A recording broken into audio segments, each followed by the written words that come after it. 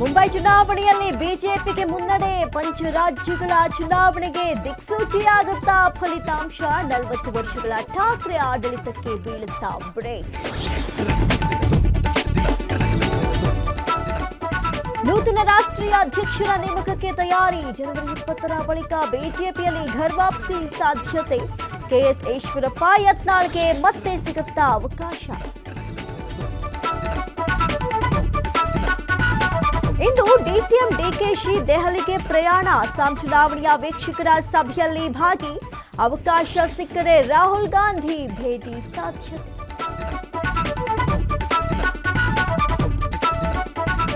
ಬಳ್ಳಾರಿ ಪಾದಯಾತ್ರೆ ಗೊಂದಲ ವಿಚಾರ. ಪಾದಯಾತ್ರೆಗೆ ನನ್ನ ವೈಯಕ್ತಿಕ ವಿರೋಧವಿಲ್ಲ. ಹಿಂದೆ ಪಾದಯಾತ್ರೆ ಮಾಡಿದಾಗ ಗೊಂದಲ ಸೃಷ್ಟಿ ಎಂದ ವಿಜಯೇಂದ್ರ. ಹಾಸನ ಜಿಲ್ಲೆಯಲ್ಲಿ ಕಾಡಾನೆಗಳ ಹಾವಳಿ. ಮಹಿಳೆ ಬಲಿ ಪಡೆದ ಆನೆ ಹಿಡಿಯುವುದಕ್ಕೆ ಅರಣ್ಯ ಇಲಾಖೆ ಸಜ್ಜು. 5 ಸಾಕಾನೆಗಳ ಟೀಮ್ನಿಂದ ಕಾರ್ಯಾಚರಣೆ.